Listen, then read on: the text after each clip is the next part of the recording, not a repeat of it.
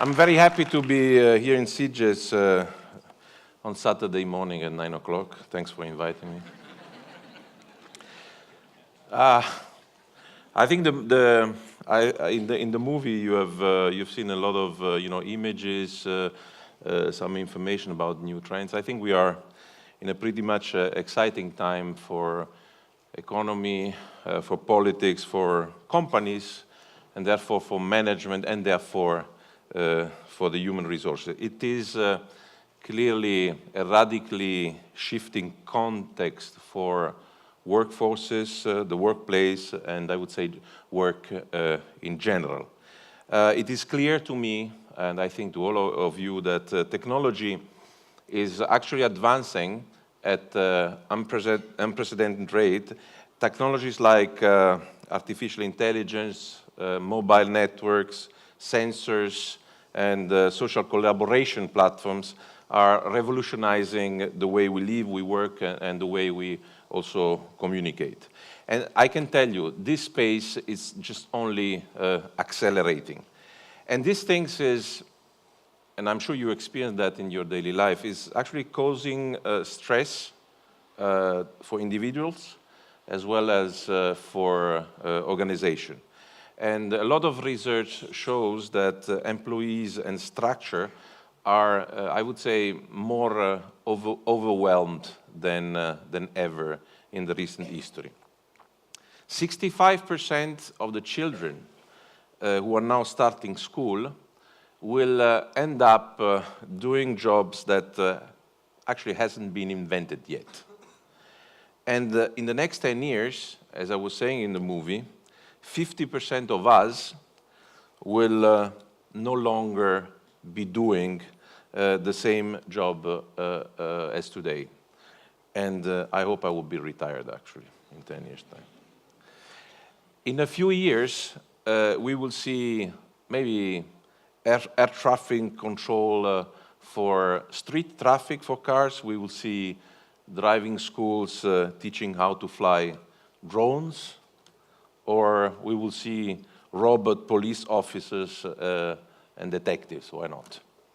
We also need to take into account a very important phenomenon. This is the potential breaches that are created by, I would say, the inconsistent development of the different technology on one side, which is actually going very, very fast, individuals and society, which I would say is adapting relatively quick, companies that are moving slowly, in my opinion, and education system and public policies that are actually advancing very, very slow.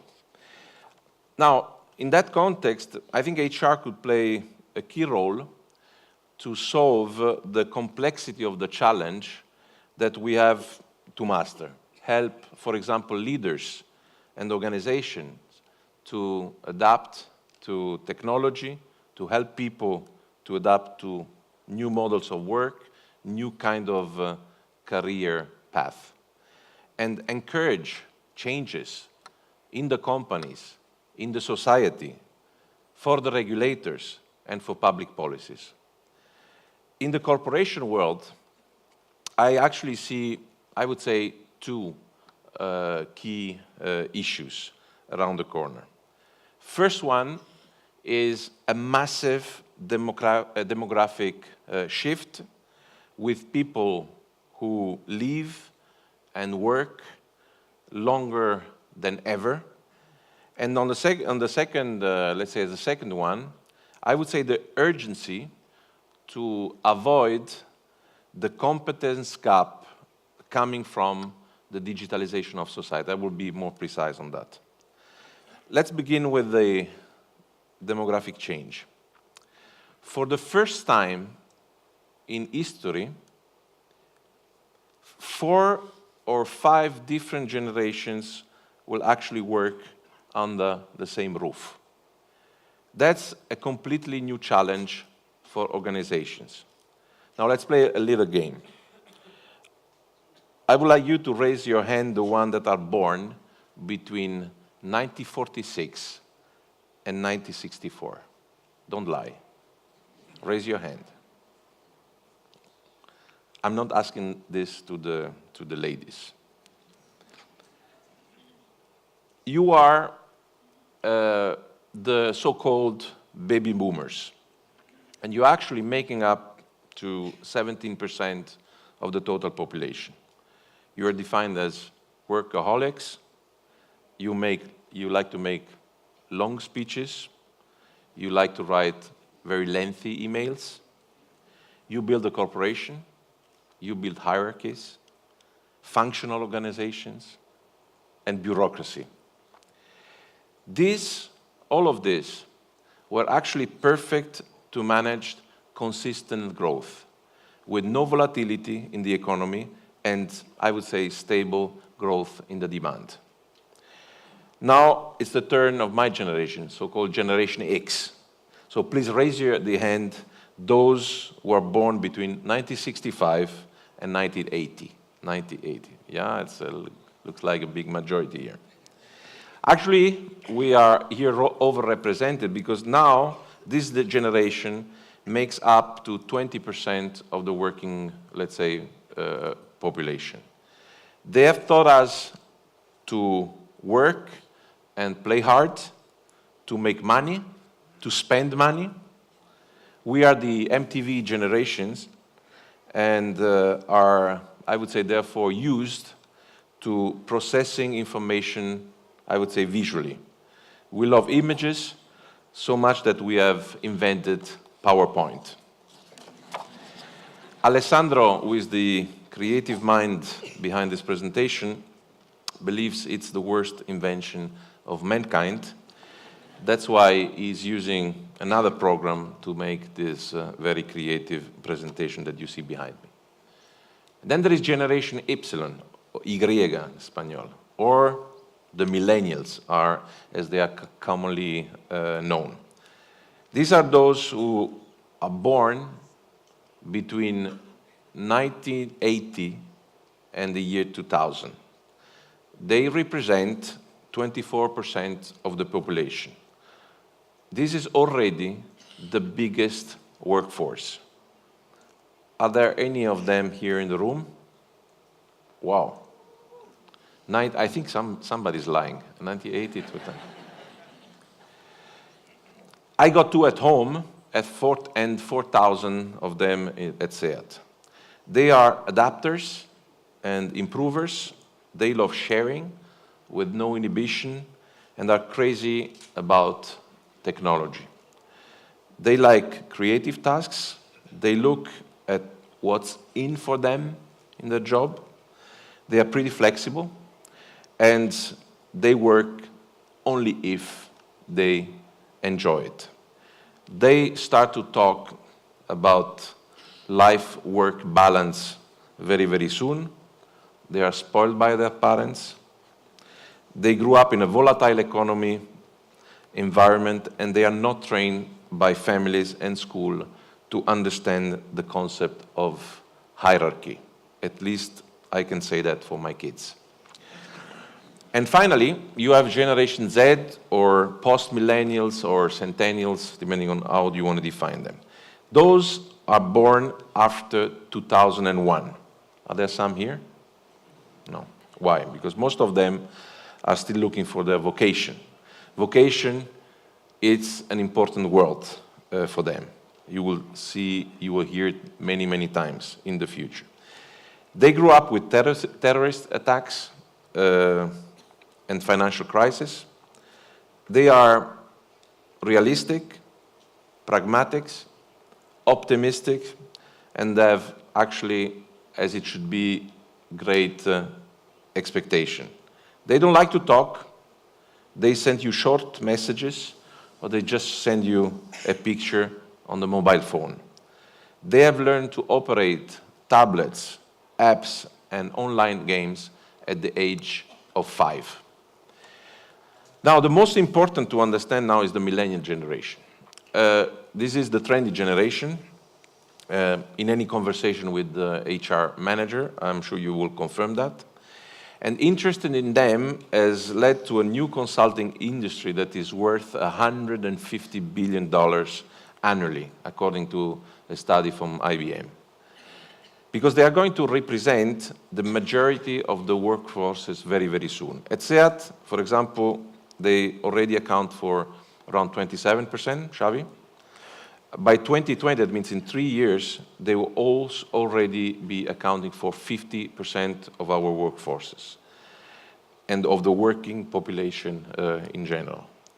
And in 2025, they are going to make up to 75% of the global workforces. And according to the World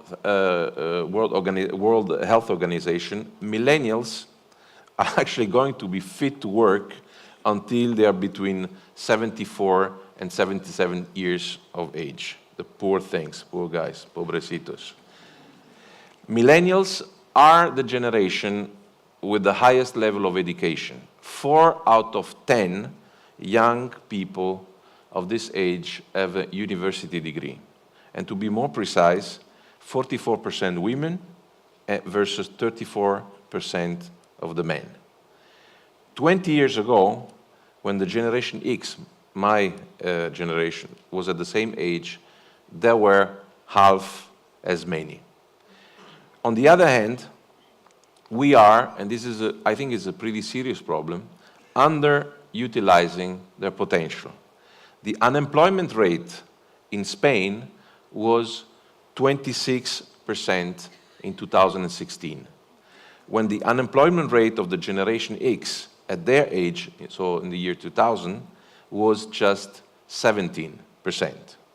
A recent CaixaBank study suggests that having been employed early in one's working life could reduce the salary received 20 years later by close to 10%. I think this is bad. Of course, it's not the same everywhere. The mood of the millennials in developed and developing world is completely different due to the economic, the social, and the political situation. They feel pessimistic in developed countries, Germany, UK, France, or even Japan, and optimistic in emerging markets like Brazil, India, and Turkey. The US is the only major market where a majority of millennials expect to be better off than their parents. They still believe in the American dream, I guess, despite Trump. So, legend says also that millennials are kind of narcissists and impatient, a bit egocentric, that they get easily distracted, are hard to please, they put off important decisions, they live with and of their parents for a long time, they get married and have children very, very late. In Italy, it's like up to 40 years old, I think. No, I'm just kidding, but we're famous for that. And they don't stay long in their job. That's also the legend. But the fact is that the massive incorporation of millennials in our organizations has accelerated the debate on whether or not there is actually a generation gap. Their lifestyle is clearly different to ours.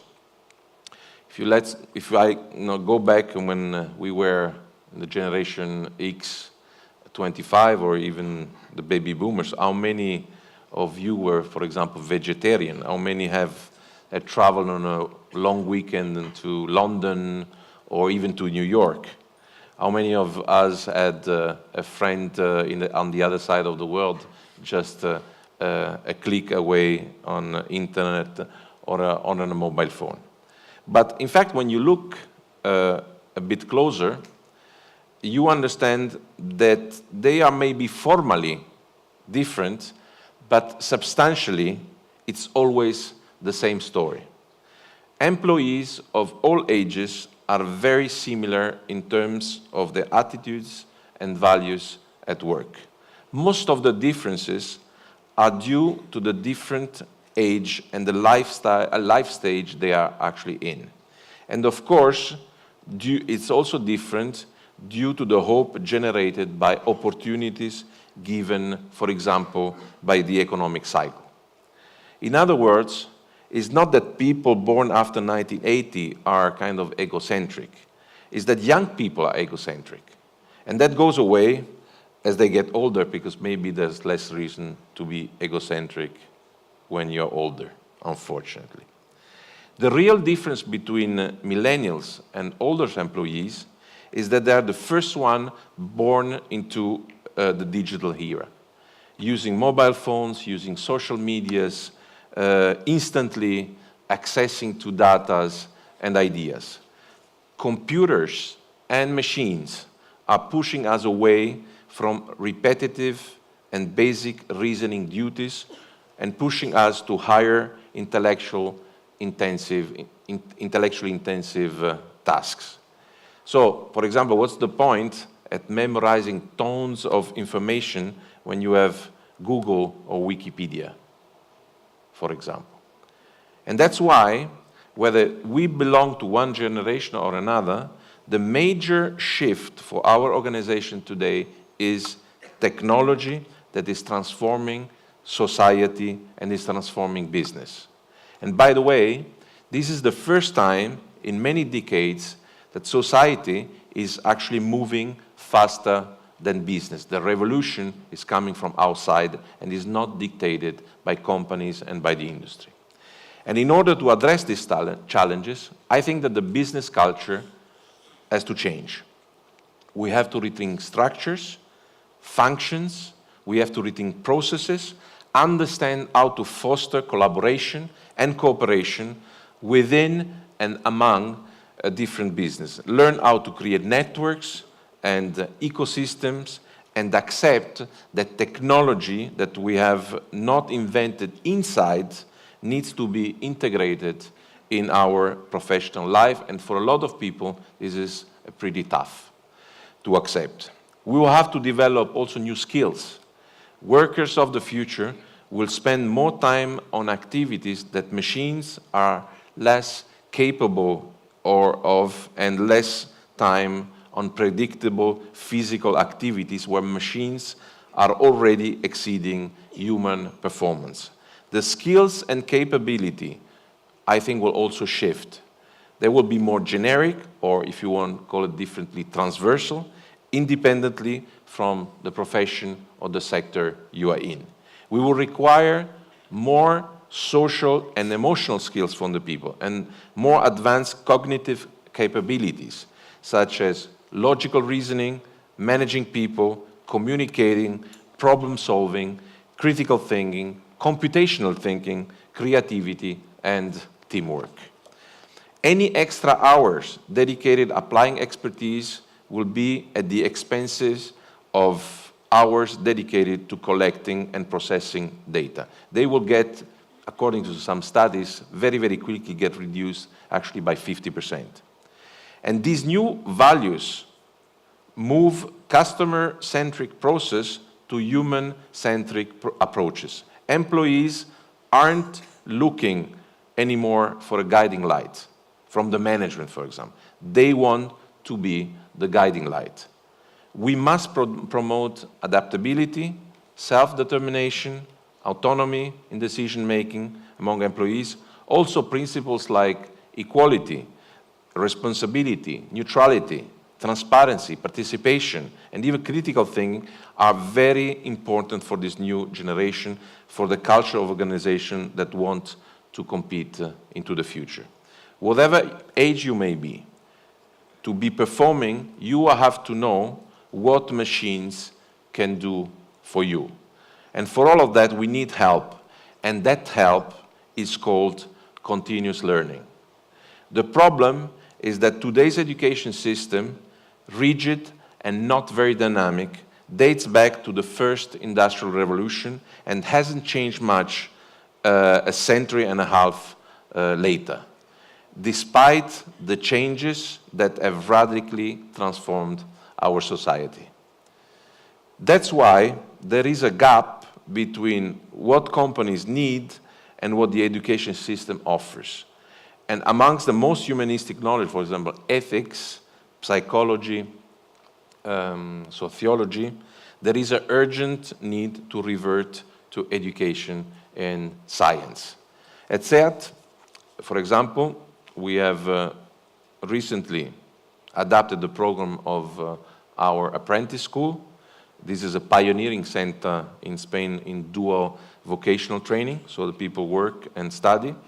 And they've included content on programming, simulation, augmented reality, data analytics for kids that are supposed to work on the line at the beginning of their career. So I'm not talking about management people. Education may be the most important priority of all for the coming decades. Only by making sure both citizens and companies are trained and capable, we will be able to guarantee an integrating and inclusive economy in a digital society. Companies must transform themselves into, and this is very important, listen to that, into platforms, not pyramids, and prepare their teams for that.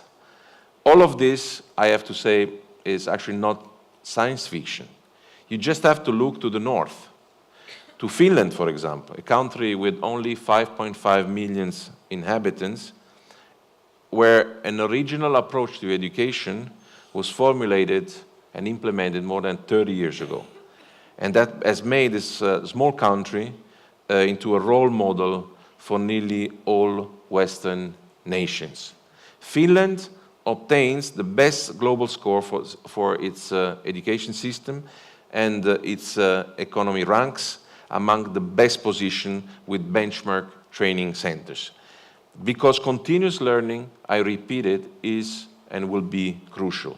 Education, technology, and employment are all variables of the same equation. Technology is seen as a solution to many of the problems, but in fact, it should be considered as a mere tool at the service of the people. For example, thanks to technology, learning has been democratized. Wherever people live, knowledge is only an internet connection away.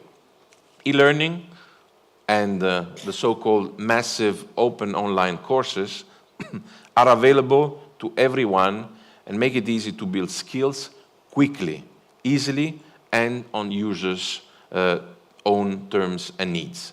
According to Class Central, 58 million students did almost 7,000 different online courses in 700 universities in 2016. I myself will do a course in blockchain and another in Chinese this summer. I need to do that. And at SEAT, we are offering nano degrees from, for example, Udacity or Coursera, such as data analysis, machine learning engineering, artificial intelligence programming, self-driving cars, design sprint foundations, and digital marketing to everybody, I repeat, to everybody that wants to engage, and it will count to boost your chances in SEAT of making career. That's what we organized with Xavi. And the truth is, in the past, employees learned in order to gain skills for a career. Now the career itself is a journey of learning. And mid-career retraining will become more and more common. Providing job retraining and enabling individuals to learn marketable new skills throughout their lifetimes will be a critical challenge for HR planning. That's why in 2017, SEAT invested around 20 million euro in training, which amounted to 2% of the personnel expenses and more than 1,000 euro per each employee. I think it's not enough. I think we'll have more than double and triple, Xavi, and I think we both agree on that. But to tell you the truth, that number is almost 15 times, actually 13 times more than the average of Spanish companies. We are not satisfied, but we are investing 13 times more than the average Spanish company. So you understand the situation and the problem.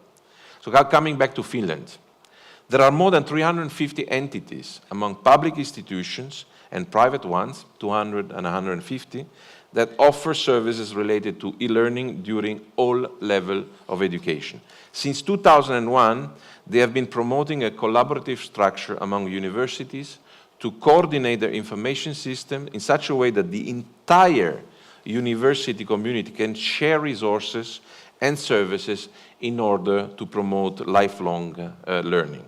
The case of Finland demonstrates that the role of public institutions is to collaborate with the private sector and promote education programs related to new technology and to support them also, importantly, I think, I would say financially. This is the only way we can ensure that innovation makes its way to schools, institutions, and especially universities. The Finns have created a kind of a education tech ecosystem.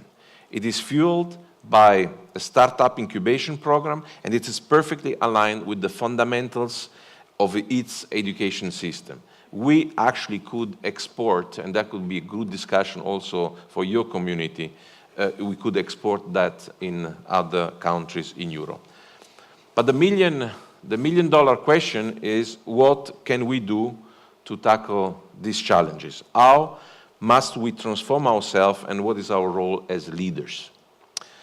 In my opinion, on this new playing field, the role of human resources and of leaders in general must evolve. As we are facing two challenges in finding qualified talents. First, not all the sectors are perceived by the new generations as attractive places to work in. For example, I work in the automotive industry.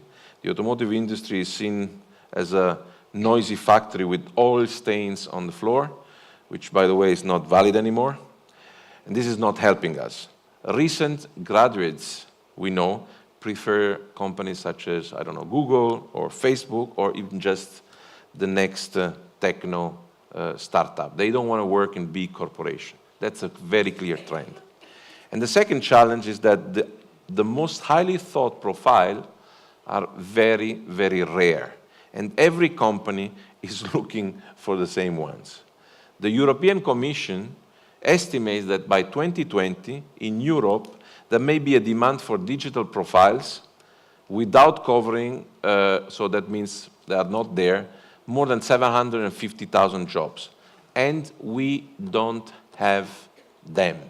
We don't have them. And the solution is not only to hire from the outside, but I think also to transform people from the inside, because geeks and nerds from Silicon Valley will run out of supply, yeah, in a very short time. We are well aware of this, and as such, one of the pillars of SEAT strategy going into 2025 is the transformation of the organization and the people. This is a project that I am leading myself together with our Vice President for Human Resources, Xavi Ross, who is also here today. It's hard to find people who can transform a normal company into a digital organization and who have management and people leading skill as well as digital knowledge. And at the end, they need both soft and hard skills. Organizations must look at leadership, structures, diversity, technology, and the overall employee experience in exciting new ways, and not simply by reskilling or planning a different path of career to attract them. And you know, there is a funny thing, and the funny thing is that the most developed countries, when you look at some of the data, do not consider these skills to be very, very important, while developing countries are doing so. We shouldn't be surprised that countries such as, you will not think about, Brazil, India, Mexico, and of course China, are quickly overtaking us in Europe. HR and its whole ecosystem, including recruiters, will have to go through, I would say, an extreme makeup to be able to support the construction of the organization of the future. New approaches are needed in almost, I would say, every HR domain. The good and obvious news is that companies with inclusive talent practices in hiring, promotion, development, leadership, and team management, according to many research, generate up to 30% higher revenue per employee and greater profitability than their competitors. So for this reason, I'm sure that a lot of people here that are in charge of HR will try to make this thing work in the right way. Companies should embrace the speed of change instead of mere efficiency. Successful organization must be designed for speed, for agility, for adaptability, and make talent mobility as a core value. Reward, and maybe I would underline that, we need to reward people for their skills and abilities and not for their position. We need to promote people able to connect rather than command. You can apply, for example, organization network analysis, which may be using some specialized software, there are some in the market, and methodology to help companies study who is talking to whom in an organization.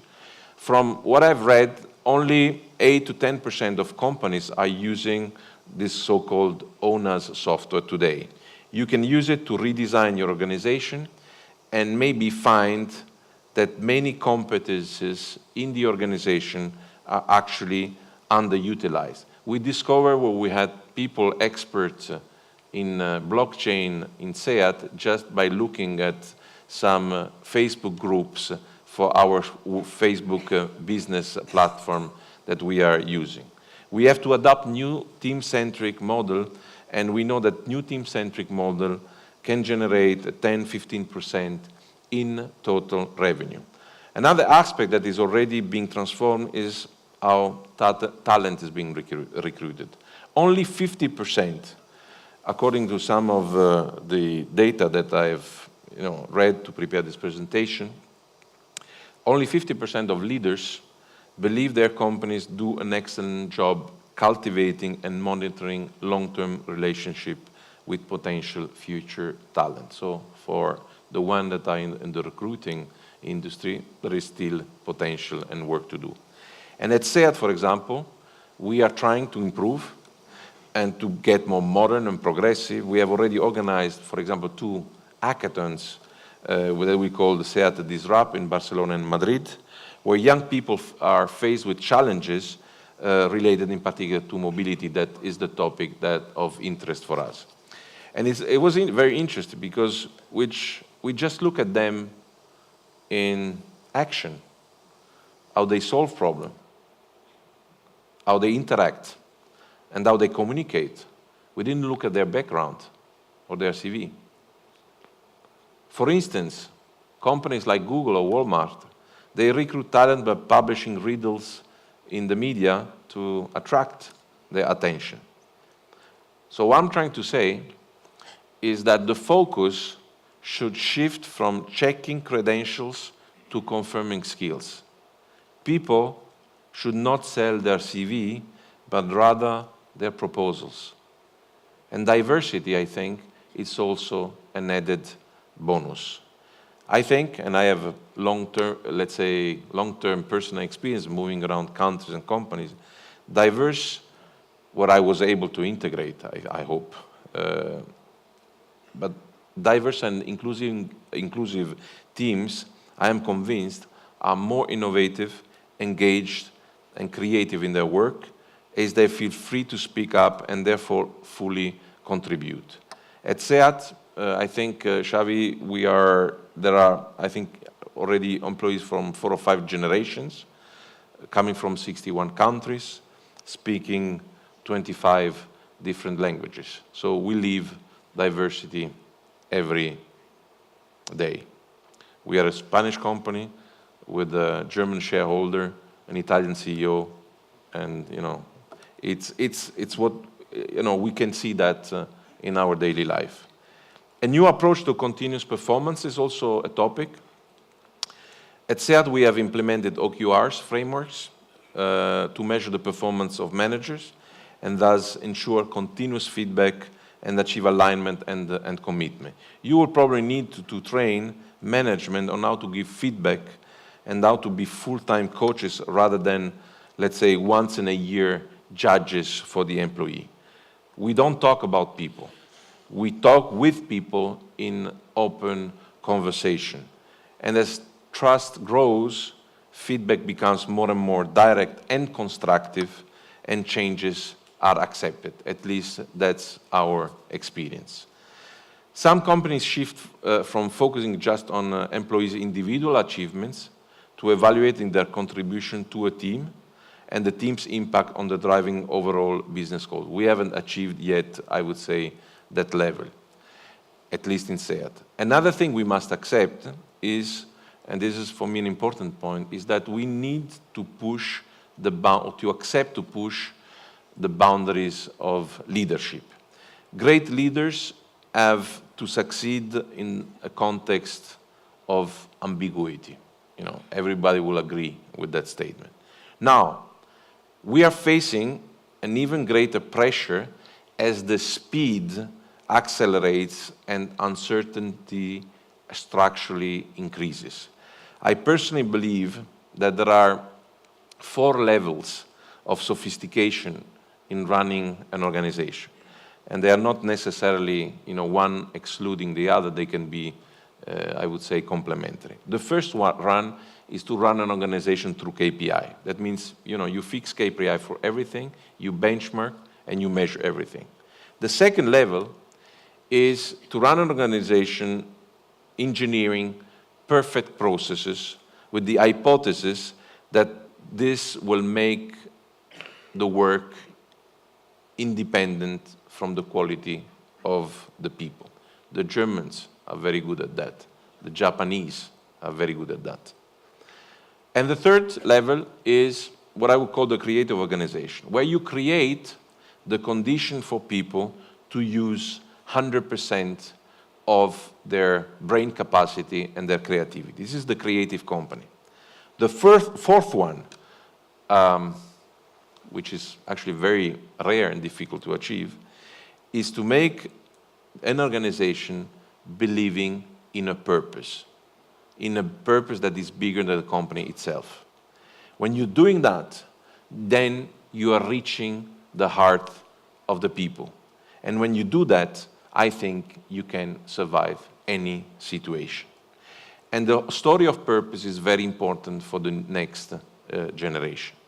The 21st century leadership is able to play all 4 levels. Look, for example, at the startup world. Everybody's talking about startup, everybody's saying they are lean, they're flexible, they're creative, they're innovative, they're dynamic, they are persistent, they are restless, they're able to overcome, unlike big companies, failures and adversities. They're not afraid of acting outside the box, all these things that you always read in any article. But what is typical of these teams, in fact, no matter if they are 5, if they are 50, or they are 500, and no matter what they do, what project they have, if you listen to them, there is one thing that comes back again and again. They will always tell you that they want to change the world. They want to make an impact. That's the story that they tell you. Why? Because they believe in something. Then they believe in something that is bigger than them. They have a purpose in the work they're doing. We are also at SEAT trying to intoxicate this big traditional company with that kind of spirit, or at least we're trying. This is why, for example, we create a company called XMOBA that is focusing on all new mobility, let's say, new mobility opportunity that we see in our sector, because we believe that we will be able to sell kilometers one day rather than a sheer metal sheet. I think in this new world and taking advantage of the new generations, big companies should try very, very hard actually to return to their origin, to the source. Think about it. All of them at the beginning were startups. Even Google was a startup. For example, they could do it nurturing a culture that is not present in big corporations of fail quick but small, which we never do. The creator of Alibaba, who today is supposedly the richest man in China, was rejected 10 times by Harvard. 12 publishers said no to the author of Harry Potter. Decca Studios made the biggest mistake in its history of music. They rejected the Beatles, but that enabled them later to sign the Rolling Stones. None of the above gave up, and their persistence was the first step towards success. Now, I would like to finish my speech getting back to the topic of people. As artificial intelligence systems, robotics, and cognitive tools will grow in sophistication very, very quickly, almost every job is being reinvented, creating what many are starting to call the so-called augmented workforce. The future of work considers all workforces: employees, robots, artificial intelligence, sensor, cognitive computing, gig economy workers, freelancers, crowds, whatever, that are being augmented with machines and softwares. Some people dramatize the potential negative impact, but this whole thing will create new jobs. It will definitely boost productivity and will allow workers to focus on the human aspects of work. Only 10% of companies consider that they are fully automated or highly advanced in the area of artificial intelligence and robotics.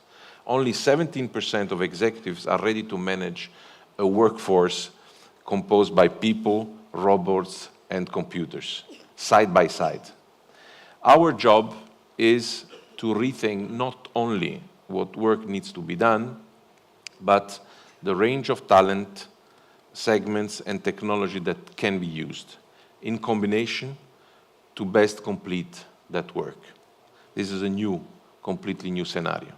These challenges will take time to be solved and need consistent exercise to maintain. But over time, they will become stronger and stronger. Changes that seem very difficult in the early stages become more natural over time. We, and I repeat it and I underline it, we are in a change of era with three characteristics. It is the most exciting change for human beings to be living in, because we have never had so many opportunities and so many tools to be able to achieve what actually seemed a few years ago impossible. Second, whether you like it or not, whether you consider yourself digital or young, you have to be part of what's happening. Digitalization is not a question of age, but of knowledge and attitude. Transformation in the 21st century, in these years, is not an option you can choose. It is actually a necessity. Young people will make the difference in this new world. And by young, I don't mean biologically, rather intellectually. Being young means not seeing obstacles, being fearless, and actually ignore boundaries. Third, while tasks will be more and more automated, soft factors are becoming more important. 86% of the millennials believe that the success of a business should be measured in terms of more than just its financial performance. Today, managing people is about getting everybody on board and make them understand the strategy and the purpose of the organization. From what we read in some studies, more than half of the employees do not fully understand the strategy and the purpose of their company, what they should be doing or what their customer, for example, want. And this, ladies and gentlemen, I think should worry us a little bit. I think that human beings are fantastic, adaptable animals. Our opportunity is not only to use these trends to guide business success, but to help pull society towards the crest of this mounting technological wave. Business is increasingly invited to play a social as well as an economical role. And I would like to end by quoting a famous line from Giuseppe Tomasi di Lampedusa, who normally historians always use as a symbol of this statement as conservatorism, but I would like to use it actually in the different, in a constructing way. And that line says in Italian, cambiare tutto per non cambiare niente, which in English means, is translated, if we want things to stay as they are, things will have to change. Thank you very much for your attention.